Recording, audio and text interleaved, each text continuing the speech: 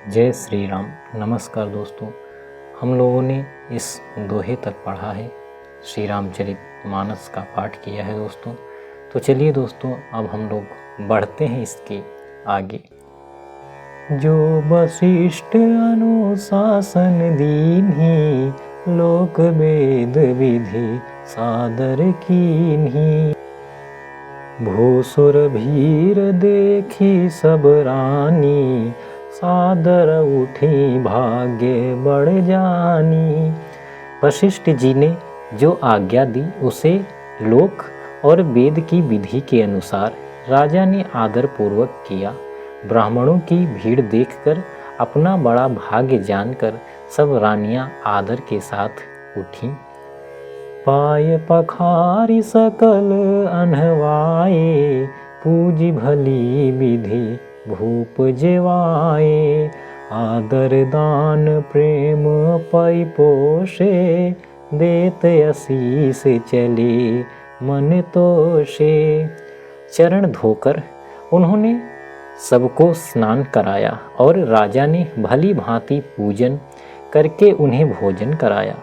आदर दान और प्रेम से पुष्ट हुए वे संतुष्ट मन से आशीर्वाद देते हुए चले। बहुविधि की निगाधि सुत पूजा, नाथ मोहि सम धन्य न दूजा। कीन्हि प्रशंसा भूपति भूरी, रानिन सहित लीन्हि पग धूरी। राजा ने गाधि पुत्र विश्वामित्र जी की बहुत तरह से पूजा की और कहा, हे नाथ, मेरे समान धन्य दूसरा कोई नहीं है। राजा ने उनकी बहुत प्रशंसा की और रानियों सहित उनकी चरण धूलि को ग्रहण किया। दोस्तों, विश्वामित्र जी की पूजा की गई और रानियों ने भी उनकी चरण धूलि को ग्रहण किया, अर्थात पूजन वंदन किया। भीतर भवन दीन बरबासु, मन जोगवत रहा नपुर निवासु। पूजे गुर पद कमल बहोरी, कीन्हि विनय और प्रीति न थोरी। उन्हें महल के भीतर ठहरने को उत्तम स्थान दिया, जिसमें राजा और सब रनिवास उनका मन जो होता रहे, अर्थात जिसमें राजा और महल की सारी रानियां स्वयं उनके इच्छानुसार उनके आराम की ओर दृष्टि रख सकें। फिर राजा ने गुरु वशिष्ठ जी के चरण कमलों की पूजा और विनती की। उनके हृदय में कम प्रीति न थी दोस्तों, अर्थात बहुत प्रीति थी, बहुत प्रेम था।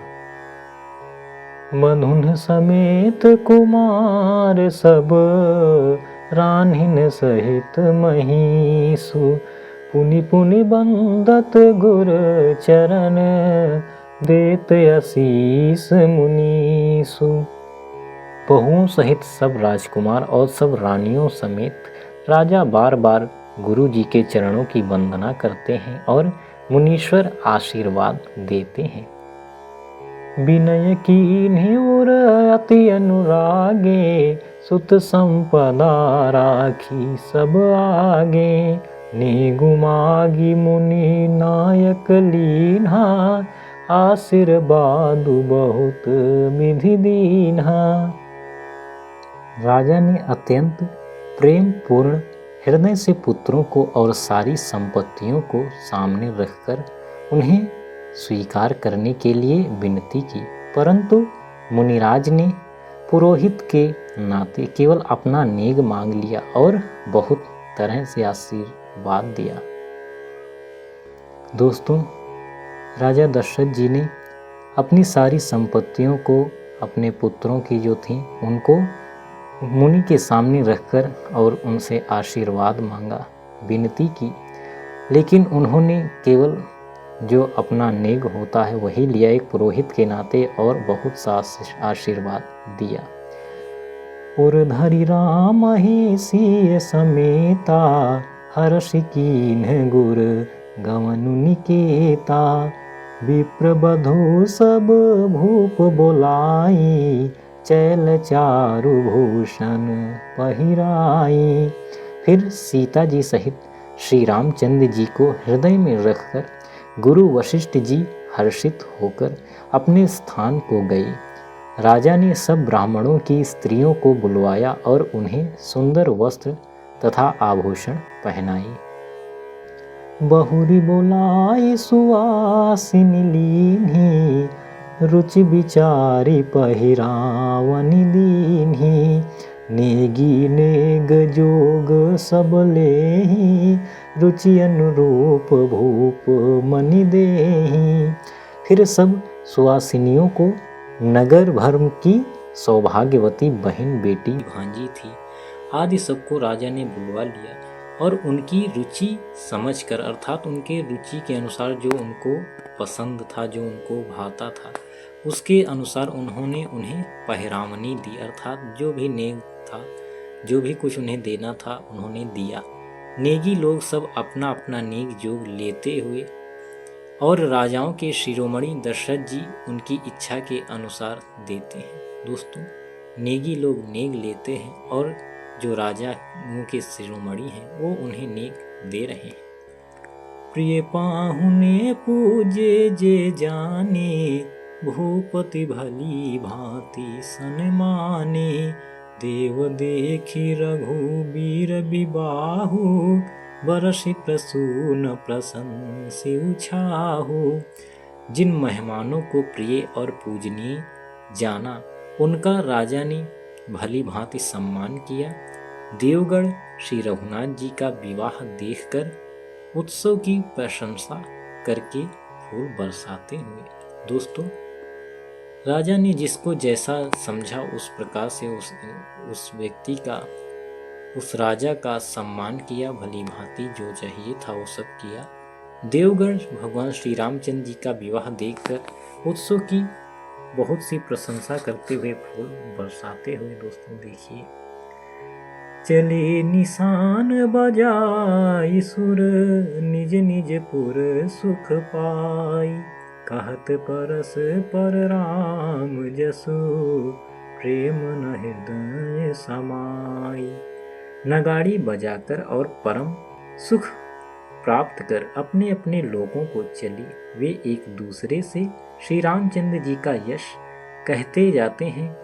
हृदय में प्रेम समाता नहीं है। दोस्तों, सब विधि सब ही समधि नर नाहु, रहा हृदय भरी पूरी उछाहु। जहाँ रनिवास तहाँ पगुधारे, सहित बहुटिन कुंवर निहारे। सब प्रकार से सबका प्रेम पूर्वक भली भांति आदर सत्कार कर लेने पर राजा दशरथ जी के हृदय में पूर्ण उत्साह आनंद भर गया। जहाँ रनिवास था वे वहाँ पधारे और बहुओं समेत उन्होंने कुमारों को देखा। लिए गोद करि मोद समेता, को कही सकई भयो सुख जेता। बधू सप्रेम गोद बैठारी, बार बार हिये हर्ष दुलारी।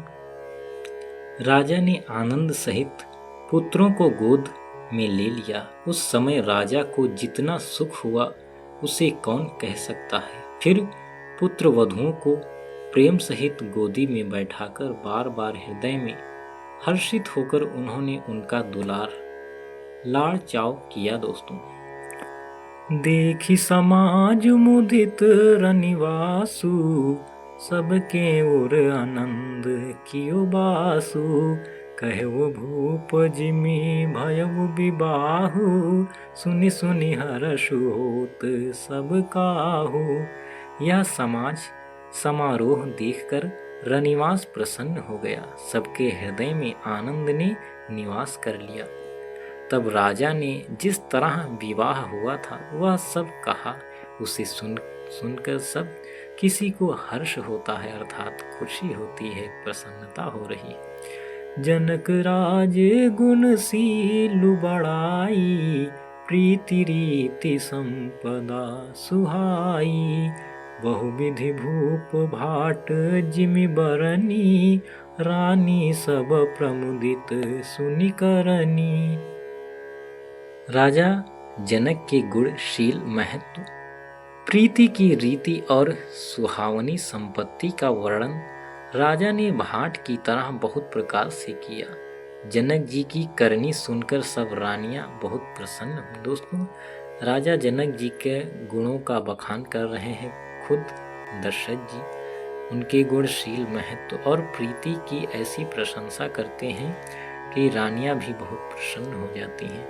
सुतन समेत नहाई नृप, बोली विप्र गुरु ज्ञाति।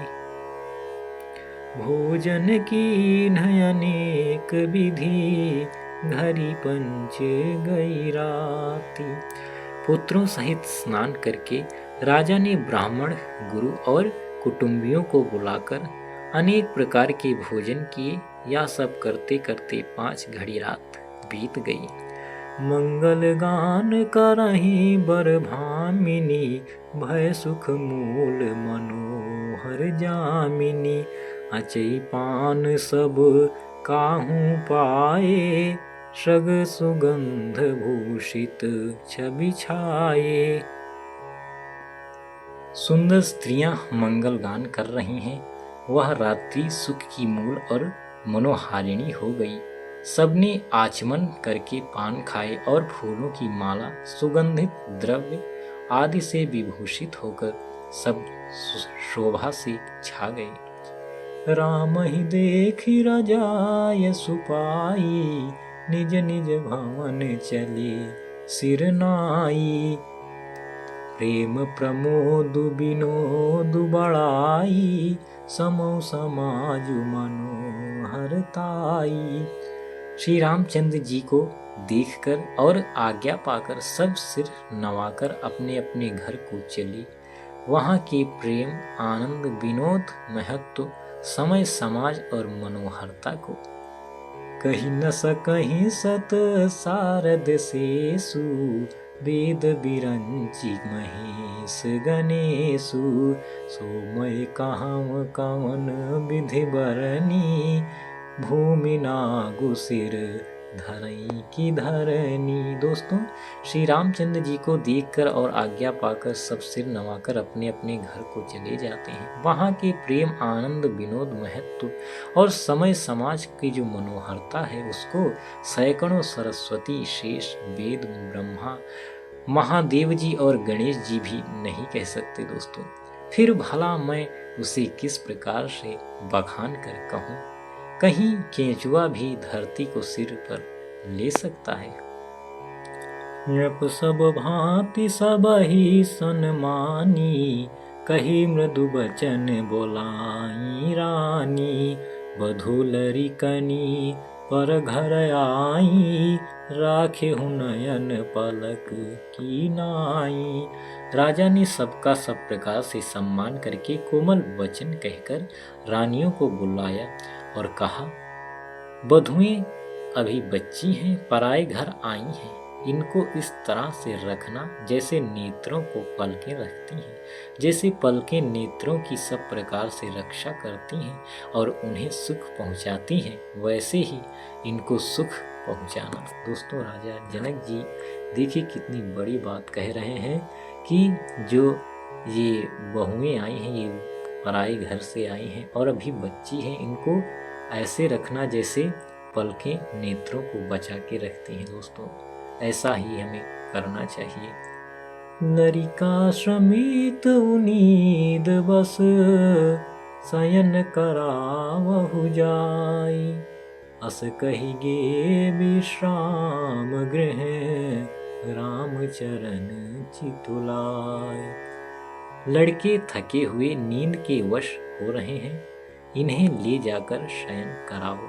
ऐसा कहकर राजा श्री रामचंद्र जी के चरणों में मन लगाकर विश्राम भवन में चले गए। भूप बचन सुनी सहज सुहाए, जरित कनक मणि पलंग डसाए। सुभग सुरभि पये फेन समाना, कोमल कलित सुपीति नाना। राजा के स्वभाव से ही सुंदर वचन सुनकर रानियों ने मणियों से जड़ी सुवर्ण की पलंग बिछवाई।